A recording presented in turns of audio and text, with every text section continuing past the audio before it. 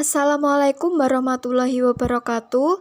Perkenalkan, kami dari kelompok 6 akan mempresentasikan mengenai bagian inti atau bahasan. Kami beranggotakan Alivia Novita Putri, Anwarul Fadli, dan Praisilia Selomita. Berikut adalah penjelasannya. Karya ilmiah memiliki 3 bagian. Yang pertama yaitu bagian awal, meliputi latar belakang, rumusan masalah, dan tujuan. Yang kedua, bagian inti yang meliputi landasan teori dan pembahasan. Yang ketiga, bagian akhir, meliputi kesimpulan dan saran. Pada slide ini, kami akan menjelaskan tentang isi bagian inti. Yang pertama yaitu landasan teori. Landasan teori merupakan dasar teoritis yang dijadikan dasar penulis dalam menulis karya ilmiah sesuai dengan permasalahan yang diangkat.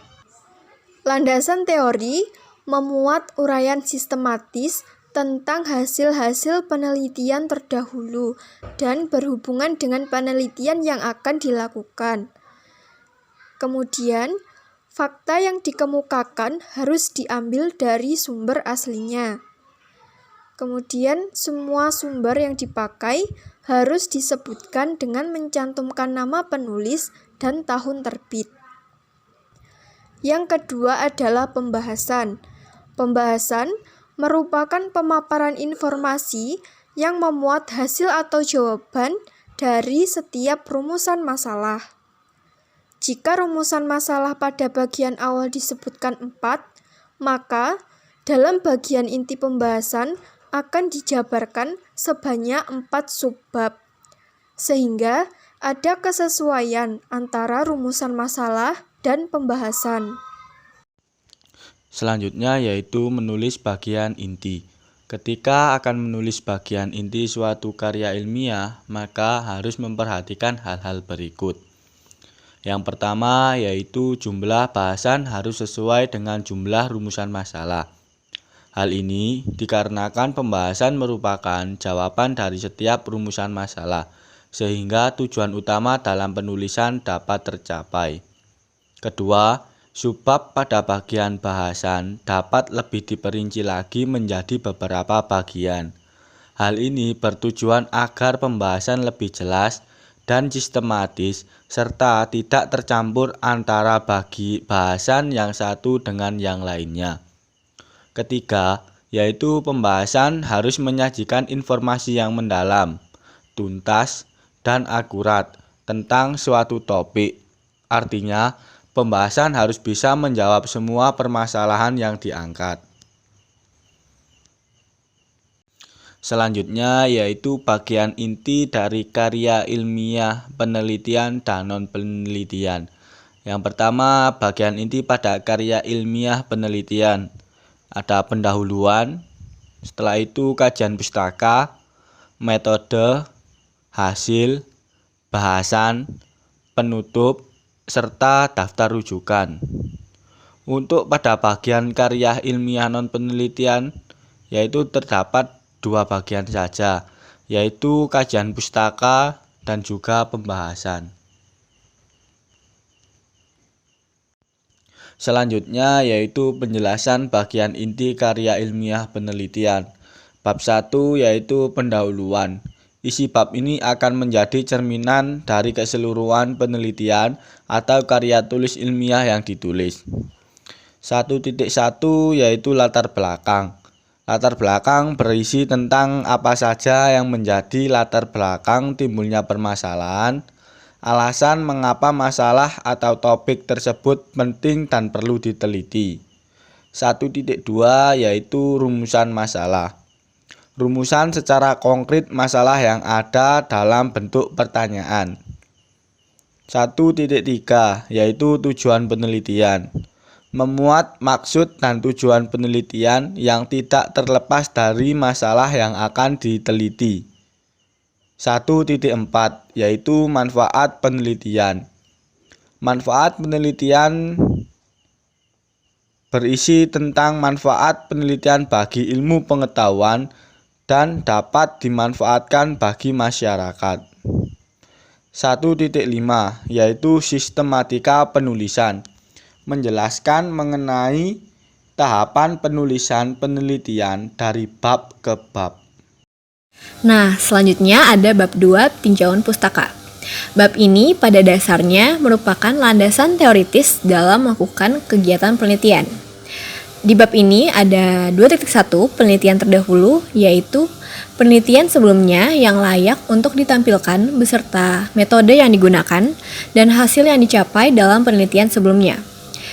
2.2 yaitu landasan teori. Tinjauan pustaka memuat uraian mengenai landasan-landasan teori dan landasan empiris yang mendukung pendekatan pemecahan masalah. 2.3 kerangka pemikiran, yaitu kerangka pemikiran yang melandasi hipotesis sehingga penelitian dapat dilakukan secara terarah.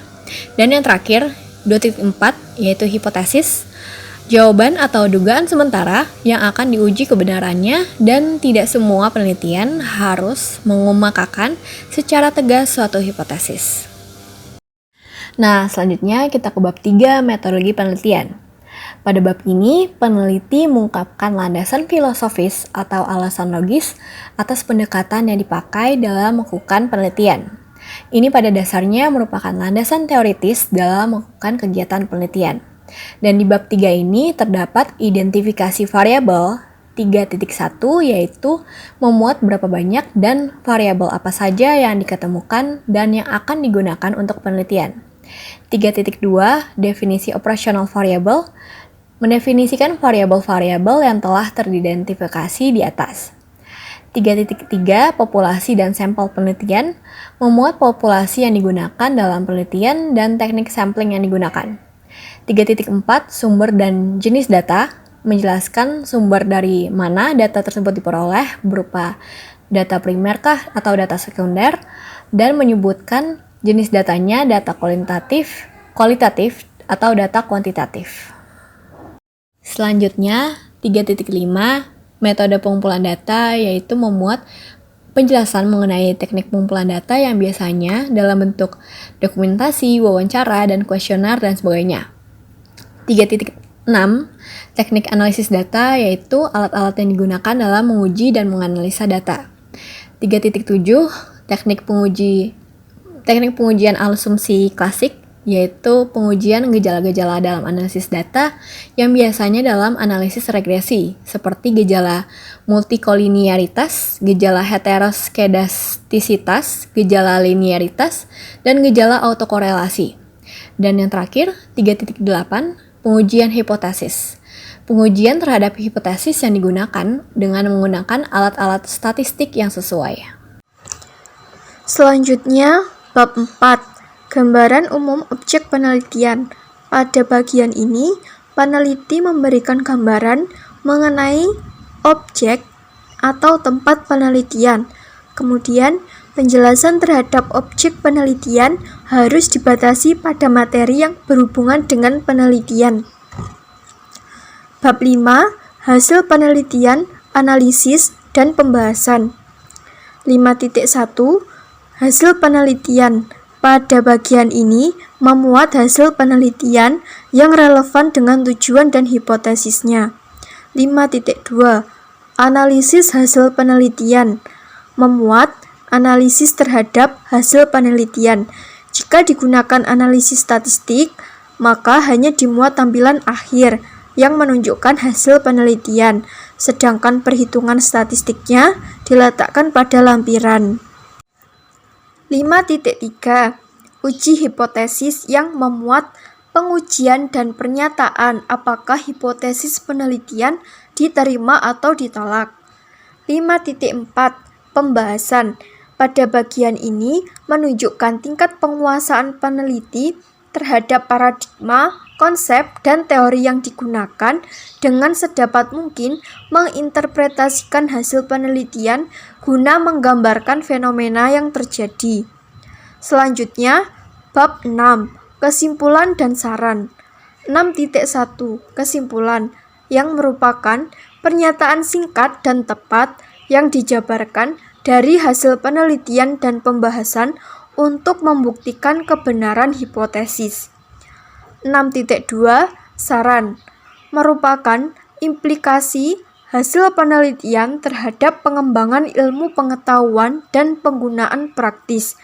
Dapat berupa masukan-masukan untuk pemecahan masalah atau dapat pula merupakan saran bagi peneliti selanjutnya.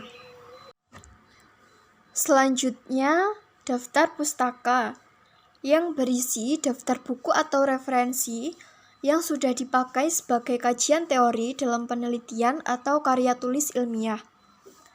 Yang terakhir, lampiran-lampiran memuat semua yang perlu disertakan atau dilampirkan sebagai pendukung penelitian. Selanjutnya yaitu penjelasan bagian inti karya ilmiah non-penelitian. Yang pertama ada pendahuluan. Bagian pendahuluan artikel non-penelitian berisi uraian yang mengantarkan pembaca kepada topik utama yang akan dibahas. Bagian ini menguraikan hal-hal yang dapat menarik perhatian pembaca dan memberikan acuan atau konteks bagi permasalahan yang akan dibahas.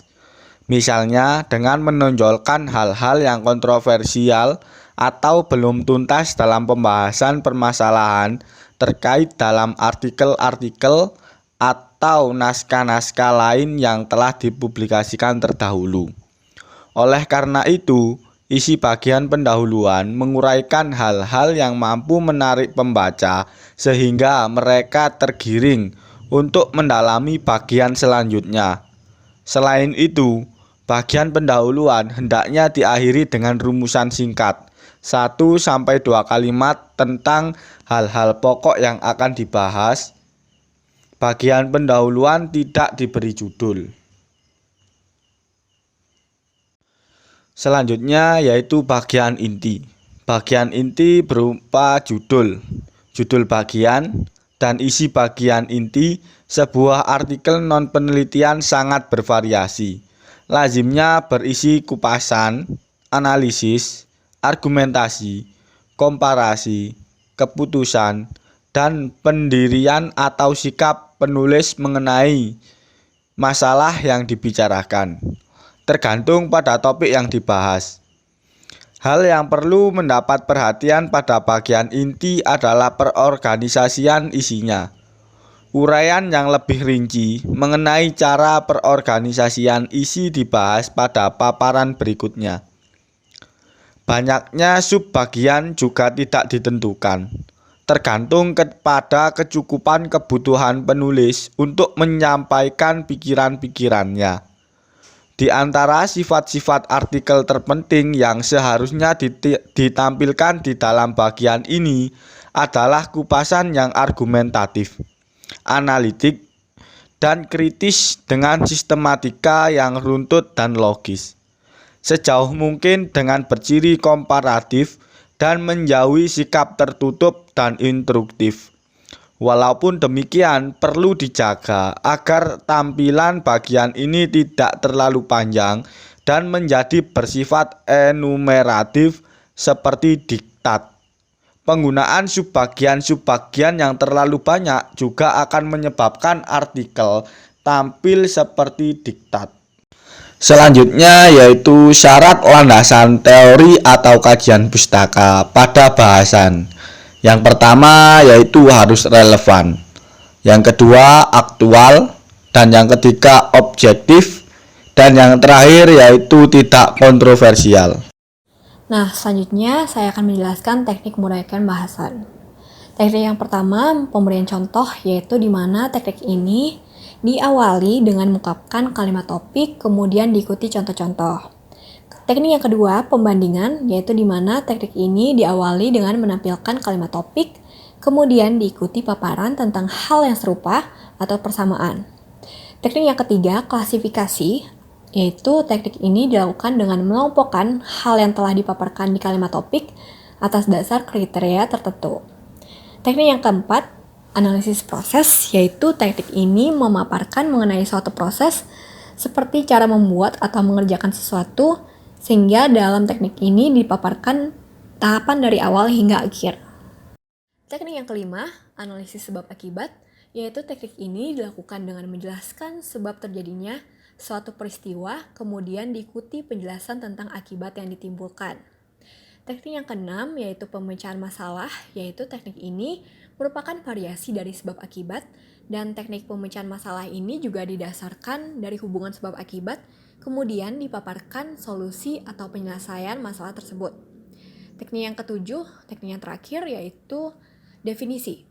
Teknik ini dilakukan dengan memberi pengertian terhadap konsep tertentu, dan teknik ini juga diawali dengan mengemukakan kata atau istilah kunci pada kalimat topik. Pada kalimat selanjutnya barulah dipaparkan definisi atau pengertiannya. Demikian dari presentasi kami hari ini tentang bagian inti atau bahasan. Kami dari kelompok 6 mengucapkan banyak terima kasih dan memohon maaf jika ada kesalahan kata, dan semoga dari presentasi kami hari ini bisa bermanfaat bagi kita semua. Wassalamualaikum warahmatullahi wabarakatuh.